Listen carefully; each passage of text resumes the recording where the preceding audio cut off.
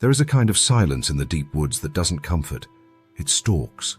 Here, beneath the cathedral of pines and oaks stitched against the sky, the air hums with an invisible life.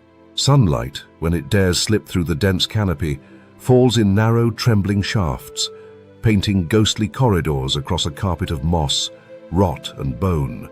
The ground is soft, spongy with centuries of death and rebirth, and every step is muffled as if the earth itself is trying to keep secrets. In these woods you don't walk, you are absorbed.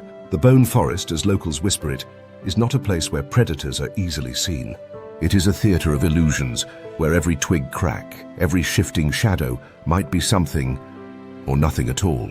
Vision here is a trickster. The thick trunks break your sightline into 1,000 fragments. A wolf could be watching from 10 feet away, yet it would only take the turn of your head for it to vanish behind a tree the width of your arm. Even smell, that oldest of senses, becomes a labyrinth. Wet bark, old blood, fresh pine resin, the sulfuric hint of distant decay. They knot together into a tapestry of misleading scents that confound prey and predator alike. What makes these forests so treacherous isn't just the predators themselves, it's the way the landscape conspires with them. Mist often clings low to the earth, especially at dawn and dusk, when creatures stir the most.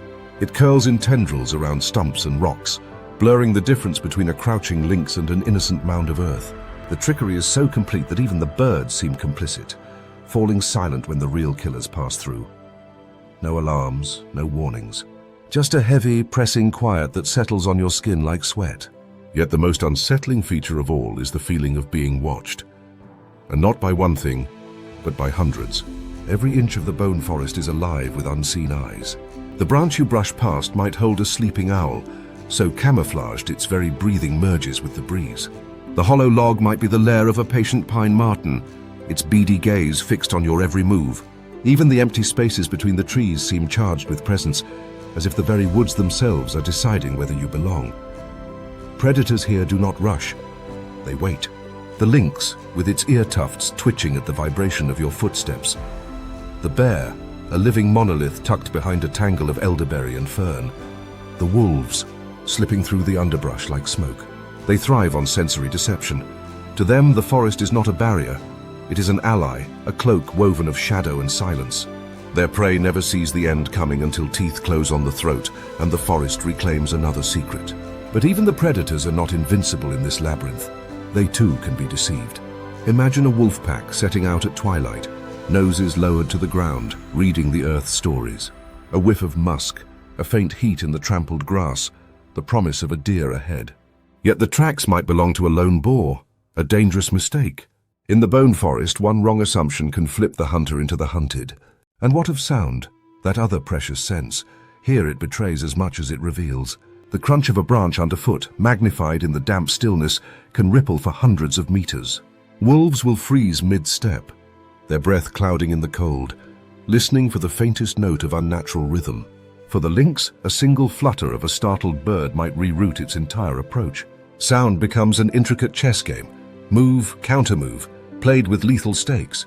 The deeper into the woods you wander, the stranger the sensory rules become. Temperature drops without warning. The air turns thicker, almost syrupy. Trees close ranks, knitting their limbs above you, sealing out the sky. It is here in this strangled twilight that the forest's oldest residents dwell. Creatures born of shadow and time. Pale owls that float like phantoms between branches. Lynxes with paws so broad they leave no trace. Bears that learn to move with eerie silence, padding unseen within arm's reach of your path. Survival in this haunted realm demands a mastery not just of strength but of patience, mimicry, and understanding the game of senses. Predators that cannot learn to outwit the tricks of the forest vanish, absorbed back into the cycle of rot and root without ceremony. Those that succeed become legends whispered on the wind, their stories etched into claw marks on old trees and the trembling of hairs at dusk. And perhaps the most ironic twist of all, the bone forest plays no favorites. Predator and prey, mighty and meek, are all pawns to a larger, colder design. Sometimes the hunter starves, lost in a maze of false scents and illusions. Sometimes the prey turns, a desperate stag goring a wolf in one final explosion of defiance. Even the mightiest bear, ruling its corner of the woods, might one day stumble onto a hidden pit of ice or a broken leg. And the scavengers, The quiet little things will inherit the feast. As the last light bleeds away into blackness, the bone forest comes fully alive. Bats flitter through the treetops, their high chirps sketching maps in sound. Mice scurry beneath the ferns, casting frantic shadows. Somewhere, a lynx gives a yowling cry, a sound so piercing and otherworldly it cuts straight through bone. And through it all, the trees watch, indifferent. You might think the woods are asleep. You might think you are alone. But here in the bone forest, it is never really dark, never truly silent, and you are never, ever unwatched. Somewhere among the endless trees, the next hunter waits. But what shape it takes, claw, fang, beak, or something more ancient, remains hidden for now. The mist thickens. The scent of blood teases the air. The dance of stealth and survival is only just beginning. If the bone forest breathes, then surely it exhales the lynx. No creature fits the spirit of these haunted woods more perfectly than this phantom cat, stitched from dusk and mist, moving on paws so broad and furred they leave no whisper, no warning. Here, amid the labyrinth of pine and tangled fern, the lynx reigns not through strength or ferocity, but through something far more lethal, the art of perfect absence. The air hangs thick with cold as twilight bleeds deeper into the woods, that thin, silvery hour where shapes unmoor themselves from meaning. What looks like a gnarled root might ripple and twitch. What seemed an empty thicket might blink. The lynx, with its mottled, dappled coat of greys, creams, and ghosted browns, is an optical illusion made flesh. It melts between the shadows, so seamlessly woven into the texture of bark and fallen leaf that even seasoned trackers sometimes step within feet of it and never know. There is no chase, no reckless sprinting. No, the lynx's world is a world of ambush and patience, where the waiting is as much a weapon as the claws. A rabbit flutters nervously among the roots, unaware that death perches above it, frozen among the branches of a low-hanging spruce. The lynx waits, muscles coiled with infinite control, allowing minutes, sometimes hours, to pass without a single twitch. And when the moment comes, it doesn't pounce so much as erupt from invisibility itself, a flash of muscle and fang, ending the story before it properly begins. But even these perfect assassins are subject to the treacheries of their home. In winter, when snow shrouds the bone forest in white silence, the lynx's wide paws become snowshoes, allowing it to glide effortlessly across drifts that would bog down heavier prey. A hare might sprint for safety, legs pumping madly through the deepening powder, but where it flounders, the lynx sails, a hunter surfing the frozen tide. Ironically, the same fluffy paws that make it an unstoppable predator in snow turn treacherous in warmer months, muffling not just its sound, but sometimes its sense of touch, causing a misjudged leap or a missed landing on slick moss. Even perfection has its comic footfalls. Legends cling to the lynx like burrs to a winter coat. In ancient lore, it was said the lynx could see through solid walls, its golden eyes glowing with otherworldly power. Science, for once, doesn't disappoint. Their vision, it turns out, truly borders on the supernatural. A lynx can detect a mouse scuttling 250 feet away. A twitch, a flicker of whisker, spotted from a throne of shadow. In the gloom of forest twilight, when human eyes surrender to darkness, the lynx's gaze sharpens, slicing through the murk with surgical precision. Yet, this mastery of sight hides a cruel irony. For all its acute vision, the lynx is a near-silent communicator, rarely vocalizing except in the lonely heights of the mating season. Then the ghost gives itself away, briefly, embarrassingly, with yowls and screeches that echo bizarrely between the trees, more reminiscent of tortured souls than majestic predators. Lovers in the bone forest must court loudly, risking their dignity for a fleeting chance to pass on their spectral legacy. The hunt is not always a fairy tale of lethal grace. Prey fights back, and fortune tilts unpredictably. A single miscalculated pounce on a roe deer could break a lynx's fragile ribs or tear a tendon, dooming it to a slow, cold death. In rare acts of desperation, lynxes have been known to stalk prey far larger than themselves, targeting young moose or even injured boars, gambling everything on one lethal strike. Such feats end either in a feast that sustains through harsh months, or in the quiet, pitiless reclaiming by the forest floor. Despite their mastery, lynxes themselves are not immune to becoming myth. In areas where humans still skirt the bone forest's edges, whispered sightings of giant cats persist. Lynxes that, by candlelight exaggerations, swell into panther-like beasts, guardians of the woods or omens of death. Tracks appear overnight in snowbanks. Low growls brush against the tents of wary campers. Most of these tales are rooted in nothing more than the forest's natural theatre of fear and wonder. But not all. Scientists have occasionally recorded lynxes larger than any textbook would dare print. Monstrous males that thrive in remote territories where deer herds fatten them beyond expected bounds, giving meat to myth. One of nature's crueler jokes is how such a supreme predator remains so vulnerably solitary. Unlike wolves who draw strength from numbers or bears who dominate through sheer brute force, the lynx's fate hinges on a lonely mastery of skill. A single injury, a single bad season, and this phantom fades without ceremony. There are no rescue packs, no alliances, only the endless trees, indifferent and absorbing. Still, when the snow glows blue under a winter moon, and the trees shed their heavy cloaks to reveal fleeting glimpses of silvered fur, the lynx rules the bone forest in a way no army could. Unseen, unheard, undefeated in the only battle that matters. The battle to remain unseen until it is far too late.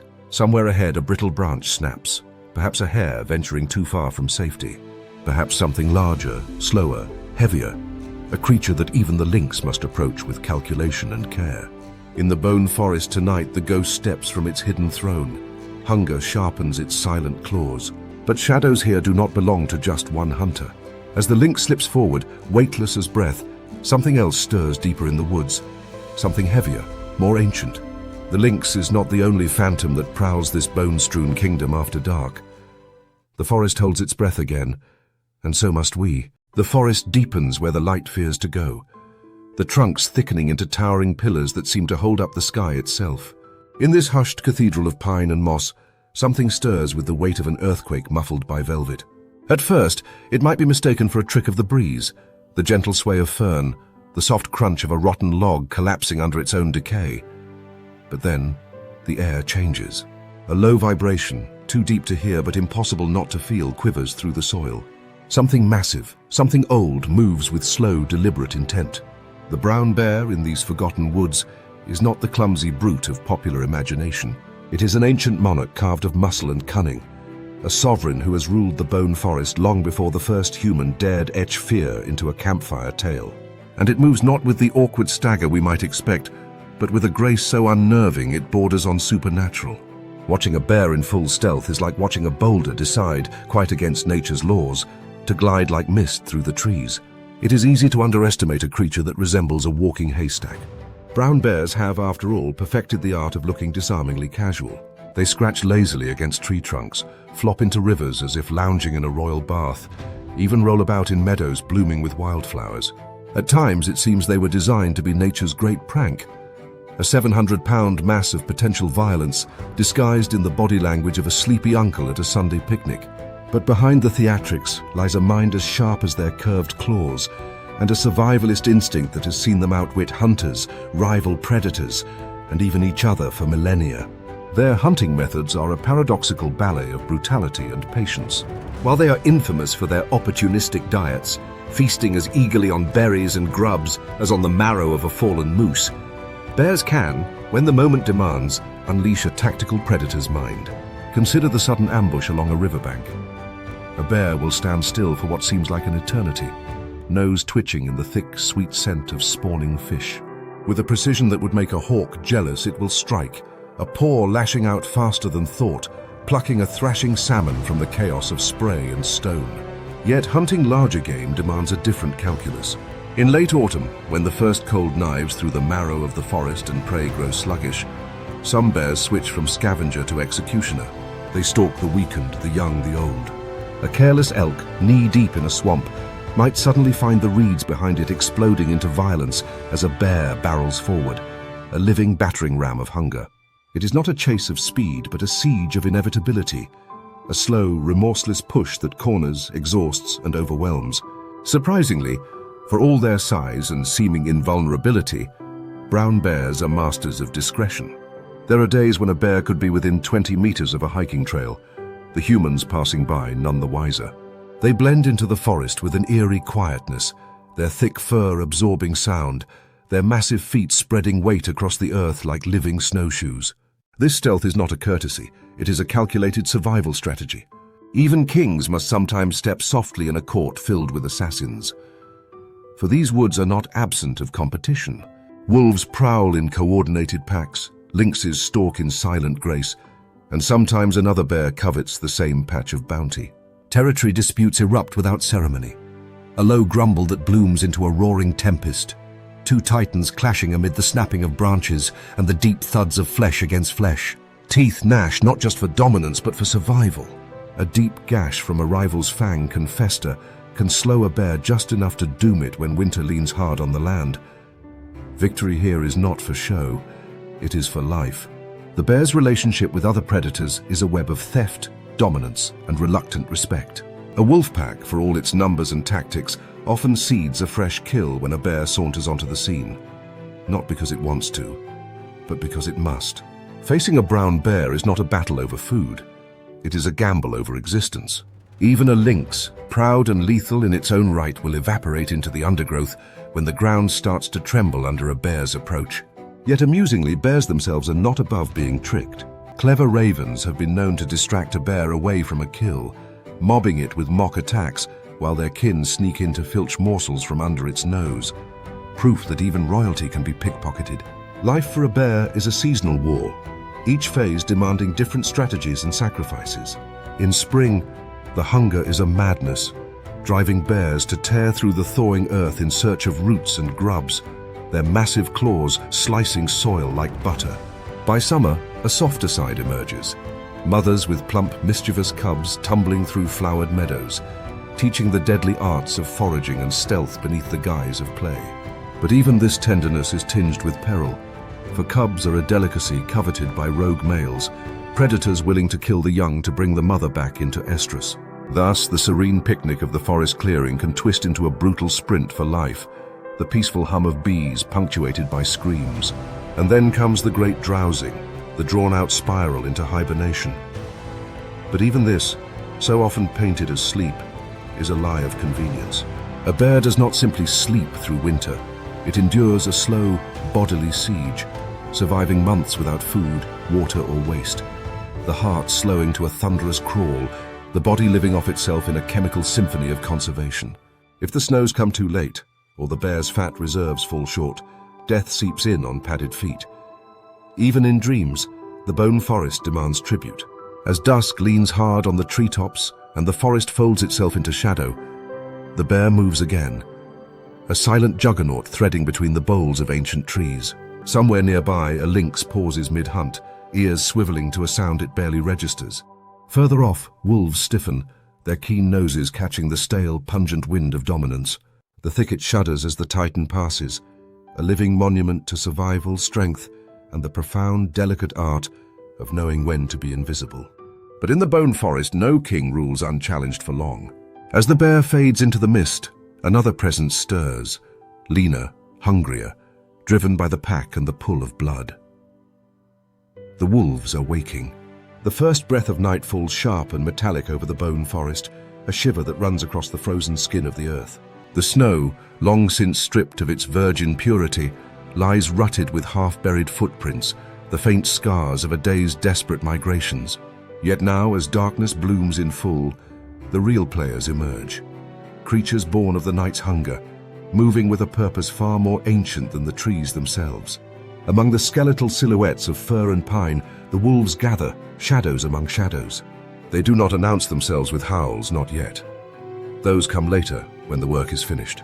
Now they flow silently, their breath curling in slow, ghostly tendrils around muzzles brushed with frost. Eyes, yellow as old coins, gleam from behind the ragged veils of bramble and bush. The pack coalesces with a strange grace, as if magnetized by an invisible thread spun between them, each member adjusting instinctively to the other's movements. A living organism, pulsing with primal precision. Contrary to the popular image of wolves as simple, slavering killers, the reality is far more unnerving. They are not reckless. They are artists of psychological warfare. Every hunt begins long before the first leap or lunge. It begins with the silent reading of the forest's hidden messages. A broken stem, a splay of tracks, the bitter tang of fear lingering in the air. The wolves map the theater of their hunt not in miles, but in heartbeats and hesitations. They sense where the deer herd's nerves fray, where an old stag lags a fraction behind, where the wind can carry their scent like a poison into the nostrils of prey. The choreography of death begins without a sound. One wolf, typically a lead female more seasoned in this dark craft than any general, arcs wide to the left. Another drifts to the right, the formation fanning out in a crescent that hugs the edges of clearing and thicket alike. They are not chasing yet. No, the goal is subtler.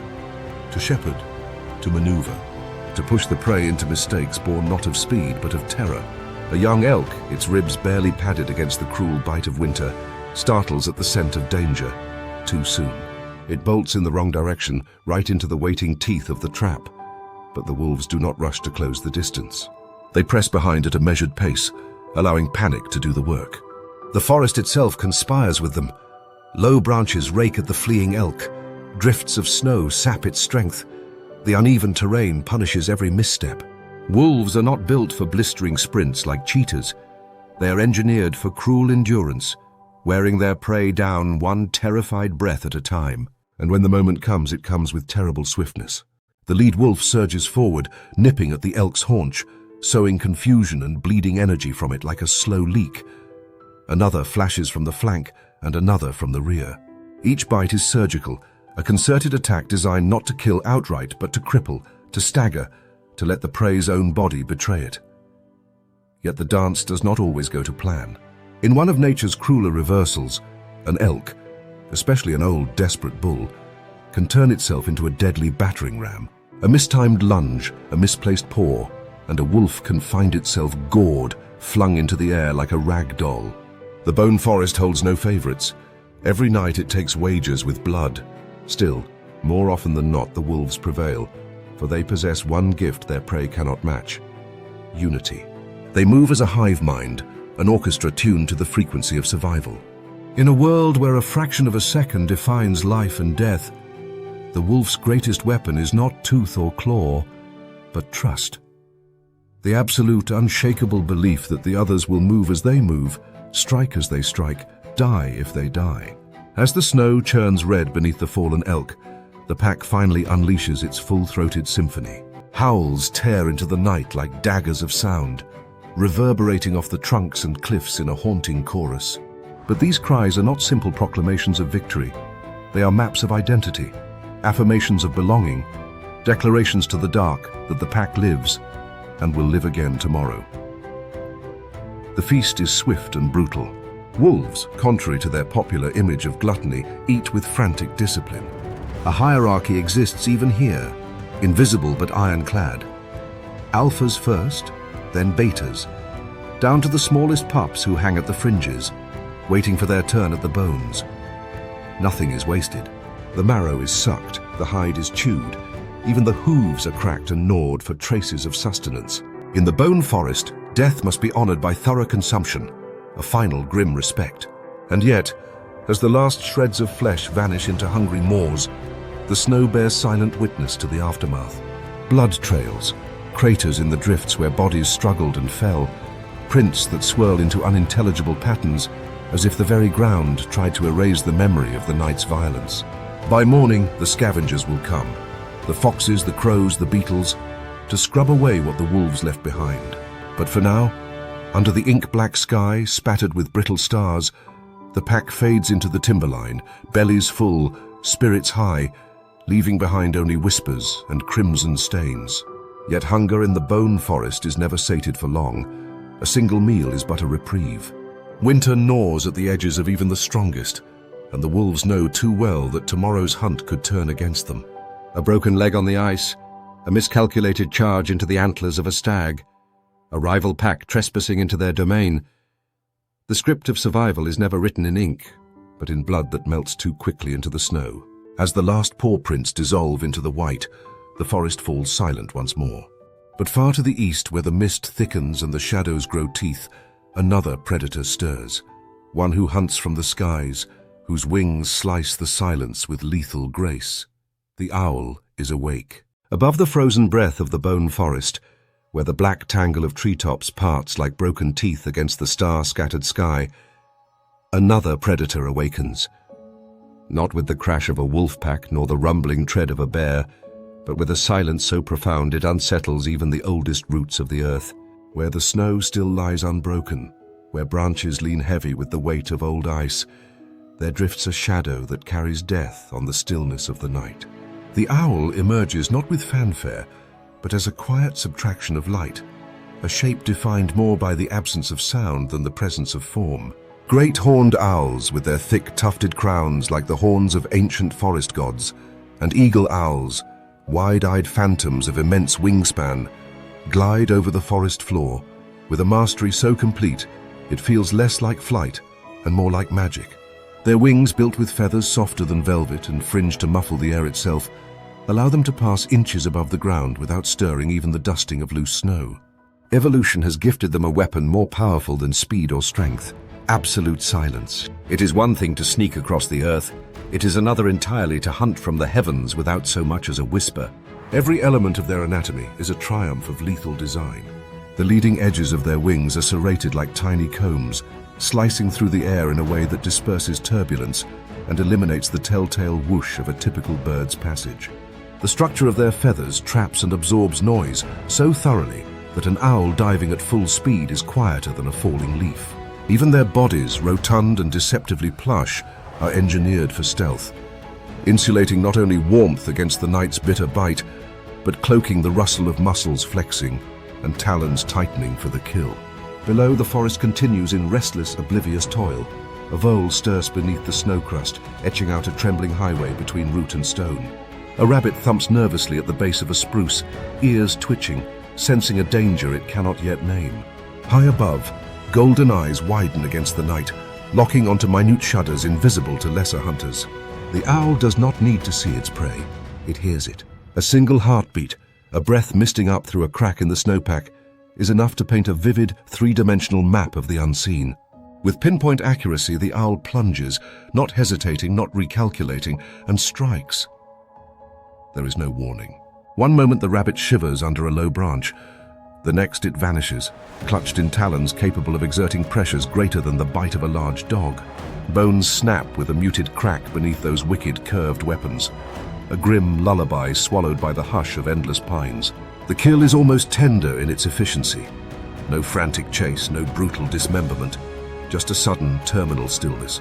Across human history, this eerie mastery of the night sky has made owls creatures of both reverence and dread.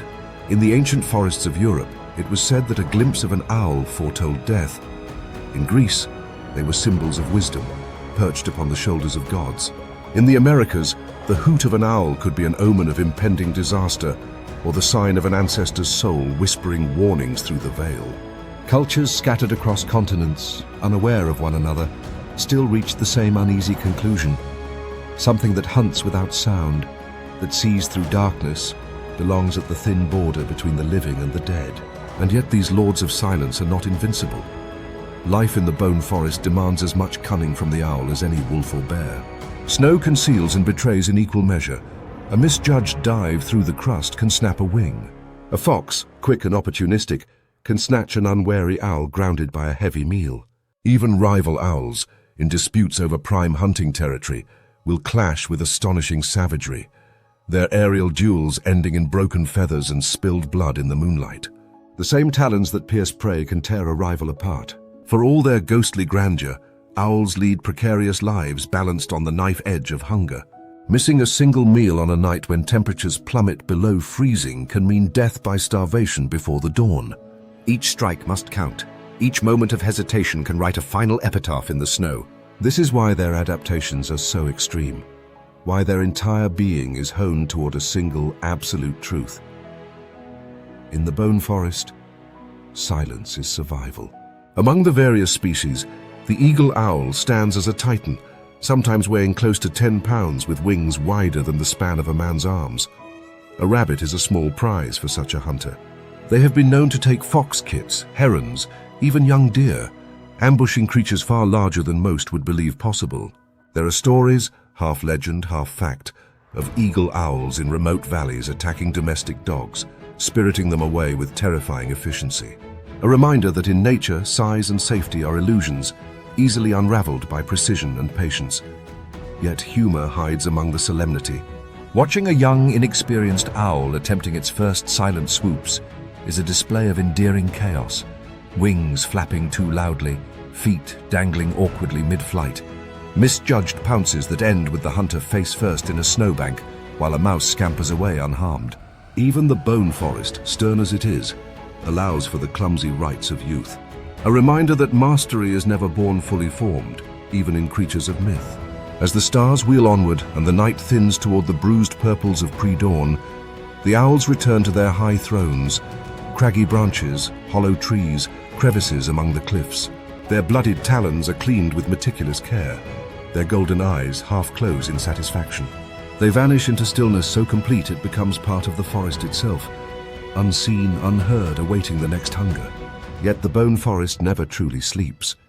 Beneath the ground, another war stirs. As dawn bleeds across the frozen world, it is not the great hunters of tooth or claw who emerge, but the quiet, grisly custodians of death itself. The scavengers are coming. The bone forest, when touched by the first pale fingers of dawn, appears almost merciful. The snow softens under a dim, silvered light. The cruel jaggedness of branches and thorns seem for a moment draped in silk. But beneath this fragile illusion of peace, the machinery of decay hums to life.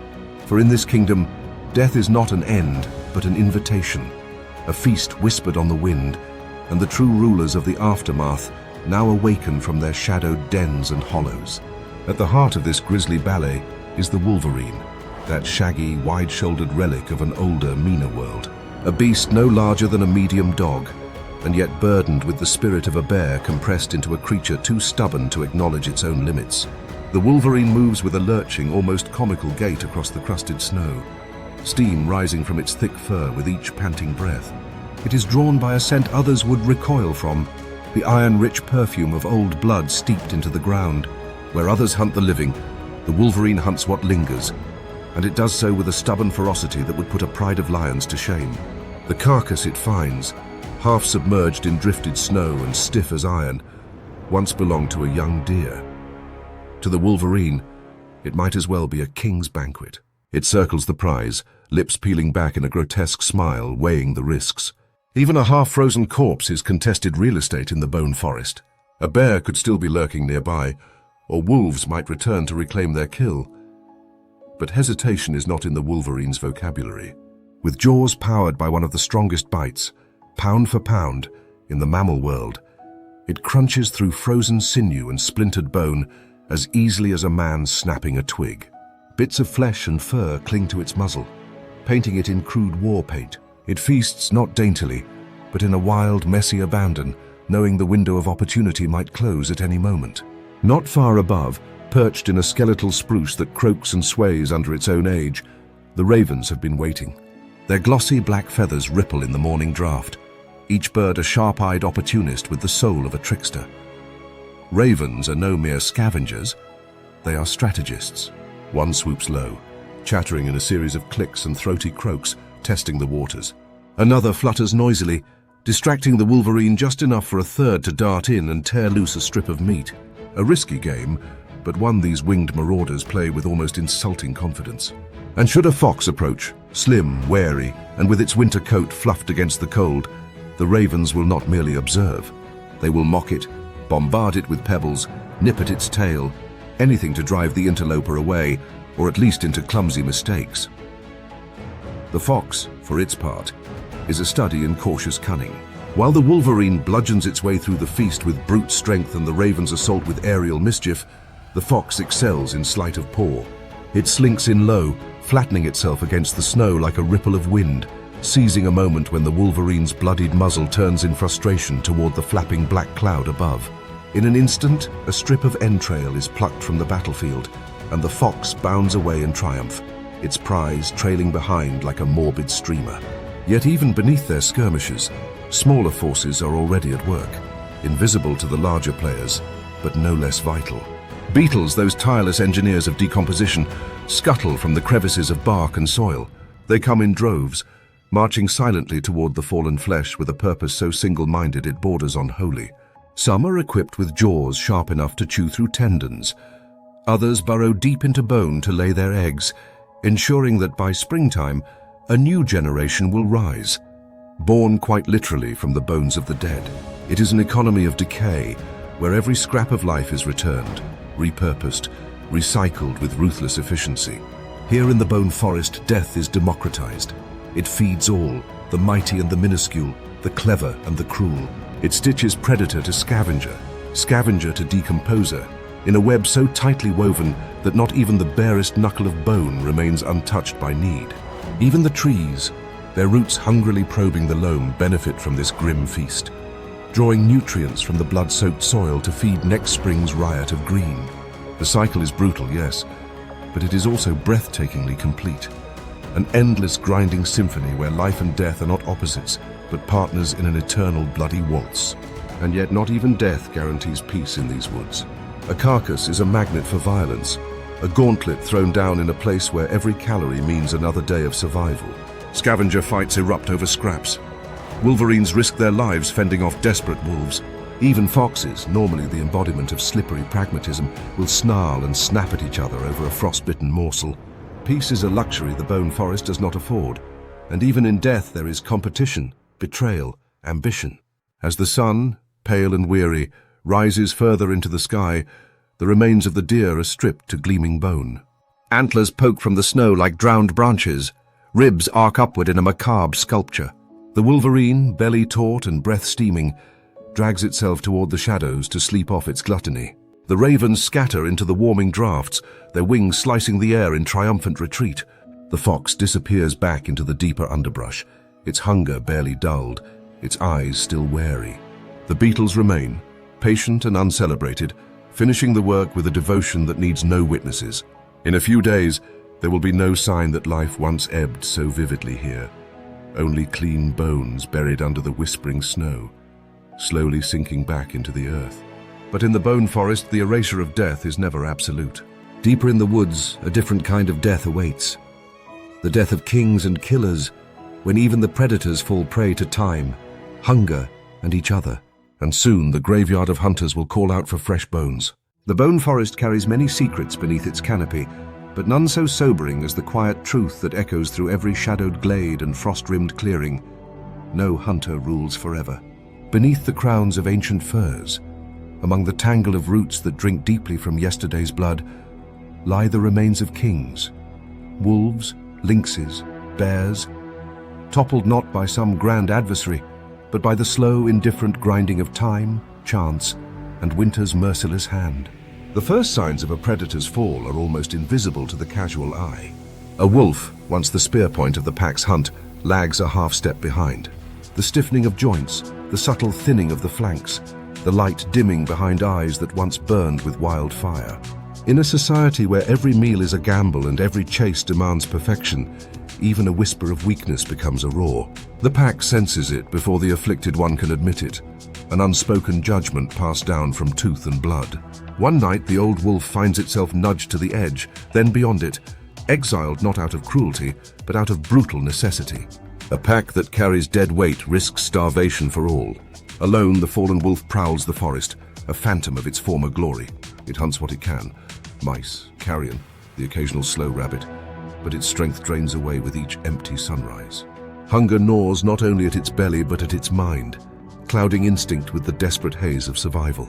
Sometimes the old ones turn toward human settlements, drawn by the easy lure of garbage or the reckless chance of livestock. Most are shot before they ever taste their prize. Others simply fade into the trees, their bones gnawed clean by the forest before winter's end. Not far from where the old wolf limps through its final days, another drama unfolds among the tangled undergrowth. Two lynxes, ghosts among shadows, collide in a war of whispers and fury. Unlike wolves, lynxes tolerate no sharing of space. Their territories are vast, defended with a ferocity that belies their solitary elegance. When hunger sharpens and borders blur, confrontation is inevitable. The clash is not the roared-on-the-wind spectacle of lion prides or bellowing elk. It is swift, savage, surgical, a blur of raking claws, slashing fangs, and low, guttural snarls. Often both walk away bloodied, their dignity tattered but their lives intact. But sometimes, the loser lies still, crimson blooming across the snow, and the victor vanishes into the thicket, leaving the fallen to the silent jury of scavengers. And what of the mighty bear, the heaving juggernaut that no wolf dares challenge and no lynx dreams of confronting? Here too, the bone forest exacts its quiet, inevitable toll. Lean years come when the berry bushes wither under drought, when fish runs fail, when summer's richness curdles into famine. A bear, having failed to glut itself before the long sleep of hibernation, faces a grim choice. Hibernate light and risk never waking, or roam the snowfields too late, when even the weak have already been culled. Those who gamble on winter rarely win. Their bodies, massive and still, slowly cool beneath the drifts, becoming monuments to failed gambits in nature's endless casino. But death here is never a lonely event for long. The scavengers are relentless custodians, bound to the fallen by an invisible covenant as old as the forest itself. Ravens wheel above a dying wolf long before its heart stops, their croaks stitching eulogies into the cold air. Foxes sniff cautiously at the edges, waiting for stillness to become certainty. Wolverines, bold and irreverent, test the body's defenses with mocking nips, ready to claim the feast before the body is fully surrendered. Even in death, the predator fights. Stiffening muscles jerk in reflex as scavengers pick at tender places. But the forest is patient. Flesh yields to tooth and claw, and soon the process accelerates. Hides peeled back like pages of a forgotten book, sinews twanging apart under the insistence of a beetle's burrowing frenzy. The very bones are not spared. They are gnawed, cracked, dragged apart, returning ounce by ounce to the soil that will one day cradle new life. And it is not merely the scavengers of fur and feather that attend this grim ritual. Fungi bloom like ghostly lanterns from bones half buried in thawing spring mud. Microbes, unseen and tireless, dismantle molecules with a diligence no predator could match. Death in the bone forest is an enterprise shared by thousands. A grand collaboration where nothing is wasted, nothing is mourned, and nothing is truly forgotten. There is an unsettling kind of humor to it all. That a creature who once ruled these woods with fang and fear ends up reduced to sustenance for a beetle the size of a fingernail. That the thundering footsteps of a bear echoing across valleys are ultimately silenced not by some great clash, but by the slow, inexorable tide of hunger and decay. Nature has little patience for pride, and even less for tragedy. It simply continues. And the forest, in its brutal grace, rewards those who adapt. The raven who finds the carcass first may feast for days. The fox bold enough to sneak past a wolverine may see its kits live another season. Even the smallest beetle, working unseen in the frozen soil, plays its role in the endless resurrection of the bone forest, ensuring that every death feeds a new beginning. As the last rib is dragged beneath a tangle of roots, as the final shreds of flesh vanish into the bellies of the unseen, the bone forest exhales. Another predator reclaimed, another space opened for the relentless rhythm of survival. Above the skeletal branches, the wind rises, carrying with it the scents of old blood and new snow, of endings and beginnings braided so tightly they are impossible to tell apart. And somewhere, in the distance, a new hunt begins. Not under the merciful shroud of darkness, but under the merciless glare of winter's full fury. For in the bone forest, survival is a war waged not just against hunger or rivals, but against the season itself. The bone forest braces itself as winter tightens its grip, and the world is pulled taut under a silence so heavy it seems to press against the very ribs of the earth. Snow falls not as gentle flakes, but as a smothering weight, piling upon itself until trees groan under the burden. Paths vanish, rivers freeze into opaque ribbons of stone, and every living thing moves slower, smaller, as if trying to fold inward and hide from the season's relentless assault. It is no longer merely cold. It is a siege, an apocalyptic tightening of nature's belt that demands sacrifices without mercy. The first to suffer are the meek. Rabbits and voles that once scampered freely under the forgiving canopy now leave desperate trails across the surface of the snow, bright red punctuations of blood marking where talons found them. The ice crusts over the land so thick and treacherous that every step cracks like a gunshot, broadcasting location and vulnerability to every ear sharpened by hunger. The forest, so full of invisible watchers in the gentler seasons, now feels almost abandoned. But what remains is more dangerous than ever. The predators too are transformed. They no longer hunt with the practiced patience of autumn's abundance. They move like creatures half mad with hunger, their ribs pressing against thinning hides, their eyes flickering with a feral urgency. The lynx, master of silent death, now risks longer, clumsier chases across snow too deep for stealth.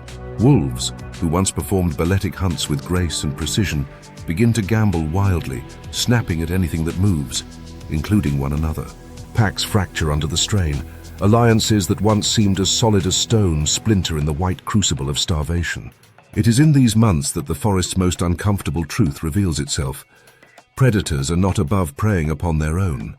In brutal winters, when flesh on the bone becomes rarer than the glimpse of the sun, the rules of survival twist into something darker. Lone wolves, weakened beyond hope, are circled by their former kin, and sometimes pulled down with the same ruthless efficiency once reserved for elk. Wolverines, usually solitary thieves content with scavenging scraps, turn emboldened by desperation, challenging foxes, attacking young lynxes, even harassing exhausted bears struggling too early from hibernation. Every stomach is an enemy now, every heartbeat a contest. The ice, too, is not merely a backdrop to this grim theater. It is an active participant. Rivers that once offered life, threading fish and fresh water through the woods, now entrap the unwary. A deer, slipping while attempting to cross, shatters the fragile crust and flails helplessly, its cries drawing scavengers like moths to flame. In the few oases of open water that remain, traps of a different kind lurk. A wolf pack might lie in wait near a watering hole, knowing that thirst will drive even the cautious to recklessness. Ambush becomes less about cleverness and more about exploiting the raw necessities of life itself. Yet winter is not entirely the villain it appears. It reveals resilience in forms so small, so ingenious, that they almost seem like jokes played by a universe desperate to keep things interesting. Tiny shrews, whose heartbeats buzz at over 1,000 beats per minute, tunnel under the snow in insulated labyrinths where the temperature is just bearable. Pine martens, elegant in their golden-tinged fur, leap between trees with acrobatic grace, plundering bird nests and stealing cached food. Even the stoat, a slinky predator disguised in blinding white, turns into a snowy assassin, its coat so perfectly matched to the landscape that prey often realizes the danger only when teeth are already closing. In contrast, the mighty fall harder. Bears that gamble on early emergence find a world that offers no food, only the slow, gnawing cold. Wolves that once danced along the forest's arteries with precision now blunder, their missteps costing lives they cannot afford. The very strength that once crowned them rulers now demands more sustenance than the skeletal forest can offer.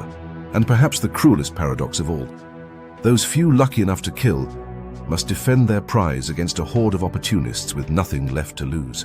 A lone wolf bringing down a starving deer may find itself set upon by a dozen crows, a wolverine bold enough to snatch the still warm liver, a fox slinking in to tug away a hind leg. Battles erupt not just between species, but between hunger incarnate. Every fight a gamble where even victors leave blood in the snow. Despite the desolation, winter carves moments of strange, fierce beauty into the landscape. Auroras crackle green and purple across the heavens, bathing the bone forest in otherworldly fire. Trees heavy with hoarfrost glitter like ghostly chandeliers under the pale gaze of the moon.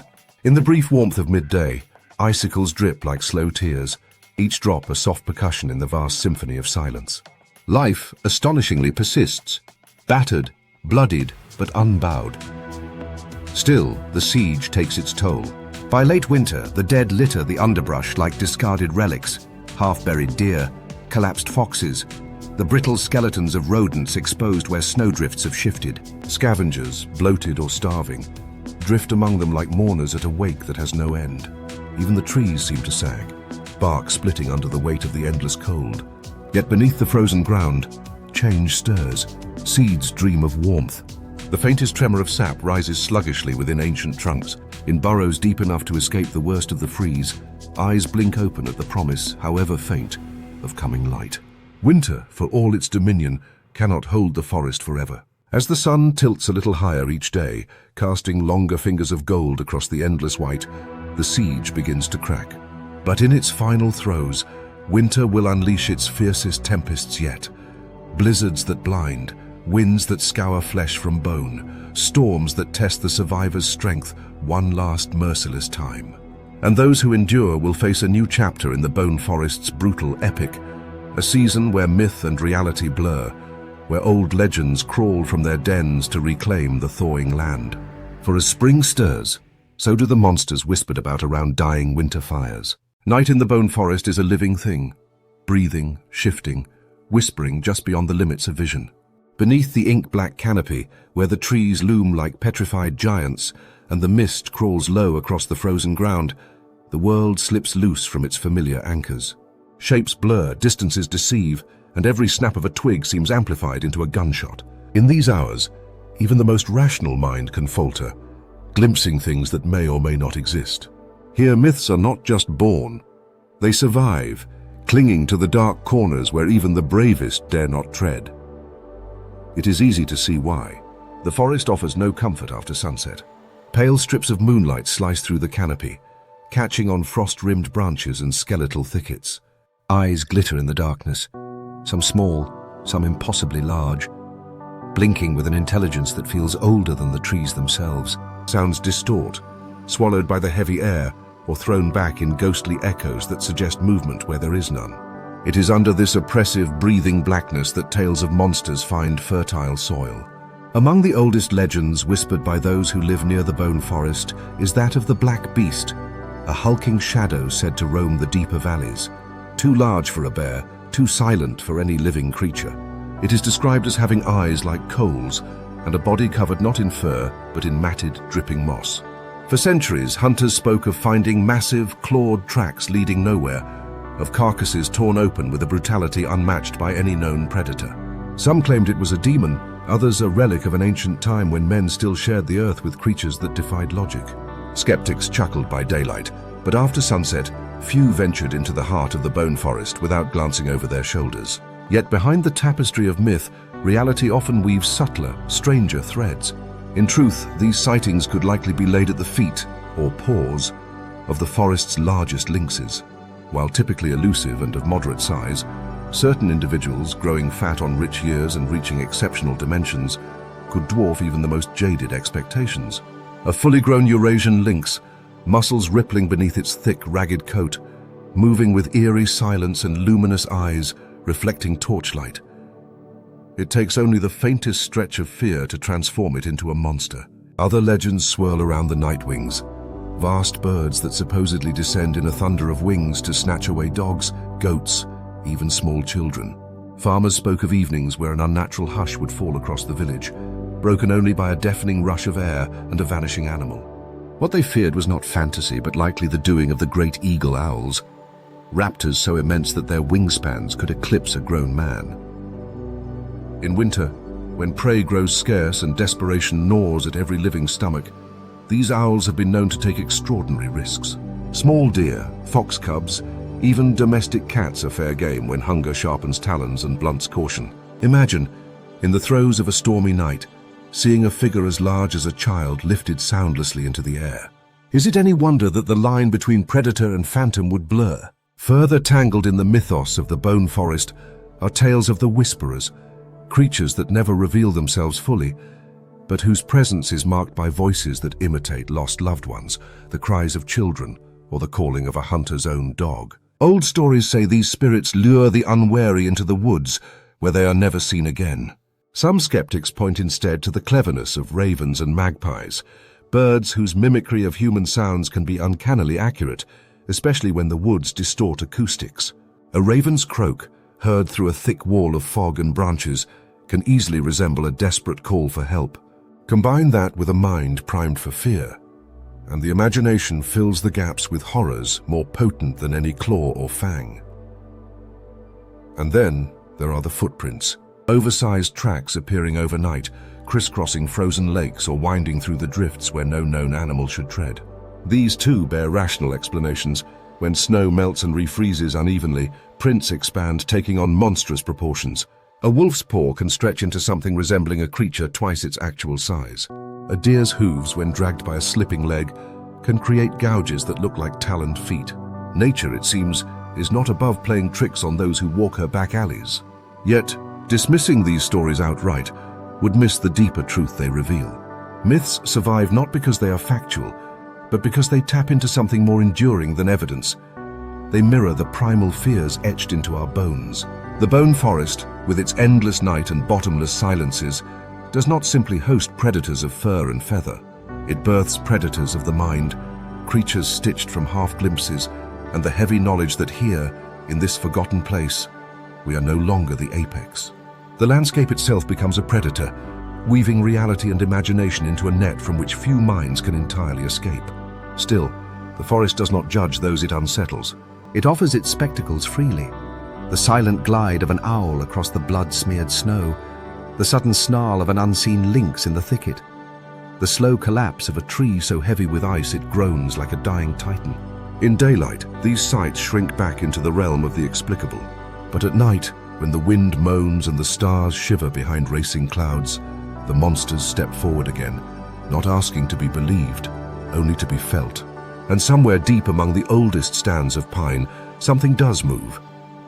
Heavier than a fox, slower than an owl, leaving no tracks, no scent, only the knowledge that sometimes even science is a fragile light against the vastness of the dark. But in the bone forest, legends are not the only things awakening with the coming thaw. With the ice breaking and the rivers swelling with violent life, a new danger rises. A reminder that the deadliest force in the wilderness is not tooth or claw, but the hunger for water and the death that often rides in its flood. Morning in the bone forest is a deceptive thing. The first slivers of light fracture across the frost-laden canopy, painting the world in a brittle, glimmering beauty that seems, for a fleeting heartbeat, to promise peace. The river, once a prison of black ice, now stirs, creaking and groaning as the thaw's first warriors, shards of broken floes, crash against the banks. Trees, bowed by months of snow, flex and moan, their bark splitting in quiet explosions as life begins its slow, reluctant stretch. And yet, beneath this fragile pageant of renewal, a deeper, older question hums through the thawing soil. In a world ruled by blood and silence, who truly wears the crown? At first glance, one might place that battered crown atop the bear, the solitary colossus whose power bends the very forest around its presence. Few animals dare to challenge a bear in its prime, a living avalanche of muscle and rage that can strip a river of its fish, tear through a deer with the blunt force of inevitability. Yet even the mightiest bear cannot rule the seasons. A harsh winter can hollow its bones from the inside out. A lean year can leave it wandering in circles, strength trickling away with each wasted step. And when a bear falls, it falls hard. From titan to carcass in the span of a single misjudged season, its remains picked clean by the very scavengers it once overshadowed. Strength here is a candle in the gale, not a fortress. Perhaps then the wolf pack deserves the throne. Their cohesion, their cunning, the savage intelligence etched into every coordinated ambush speaks of an empire built not on brute strength, but on cooperation. Together, wolves can pull down the swiftest prey, drive off larger predators, even rewrite the very patterns of life in the forest with their presence. But unity is a fickle monarch. Packs fracture, leaders are overthrown, internal rivalries fester beneath the surface. One bad season, one failed hunt too many, and the elegant machine shatters, scattering its members into lonely, desperate wanderers. In the bone forest, loyalty is an advantage, but it is also a vulnerability, a bond that breaks under the grinding teeth of hunger. Then there is the lynx, the ghost between the trees, whose mastery of solitude is unmatched. It answers to no pack, no season, no rule but its own. It slips through the forest unseen, heard only in the last gasping breath of its prey. Independence is its greatest weapon, but it is also a knife that cuts both ways. A lynx must survive alone or not at all. An injury, a failed hunt, the slow attrition of a harsh winter. There is no tribe to fall back on, no warm bodies to share the cost of survival. In a land ruled by attrition, even the most perfect solitary killer is a fragile empire of one. Beyond them, the owls drift through the midnight fog, raptors turned into spirits by the softness of their flight. Their dominion is the air, and for a season they rule it utterly, raining silent death upon the scurrying, panicked lives below. Yet their rule, too, is built on a blade's edge. A missed dive in a storm, an injury hidden by winter's mask, a season where prey burrows too deeply, and the sovereigns of the night crumble unseen into the snow. So perhaps the throne belongs not to tooth or claw, but to something less tangible, more eternal. Hunger, cold, time itself. Forces that do not bleed or breathe, that cannot be seen until they are already inside your bones. It is hunger that drives the bear from its den too early, sealing its doom. It is hunger that breaks the wolf pack's bonds, that twists a lynx into reckless hunts. It is cold that seizes the heart in sleep, time that erodes even the sharpest teeth and the swiftest legs. These invisible kings govern without banners or bloodshed. They need not hunt because all things eventually come to them. The bone forest is ruled not by the ones who live within it, but by the simple, merciless arithmetic of survival. Every creature here, from the mightiest bear to the tiniest beetle, plays on a board they cannot see, moving against forces they cannot defeat. Even the trees, those ancient sentinels, are not spared. Lightning will crack their spines. Insects will hollow them out from within. They too will fall, rot, and vanish into the hungry earth. The crown, such as it is, passes from claw to claw, from wing to fang, from heartbeat to silence. And in the end, it fits no head for long. Every ruler becomes a relic, every conqueror a feast. The bone throne waits patiently, offering its seat to whoever dares rise, and just as patiently, it waits to reclaim them, grinding pride into dust beneath indifferent stars. As spring finally shudders into bloom, the forest will erupt once more into furious life.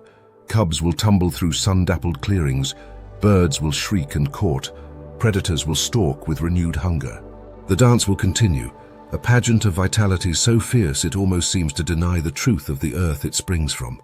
But if you listen carefully, beneath the rush of meltwater, beneath the riot of birdsong, beneath even the howls and the hunts, you can still hear it. The soft, relentless whisper of bones settling into the soil, the chorus of all those who ruled before and were ruled in turn. In the bone forest, life is fierce, death is certain, and the only true king is the silence that waits, patient and smiling, beneath it all.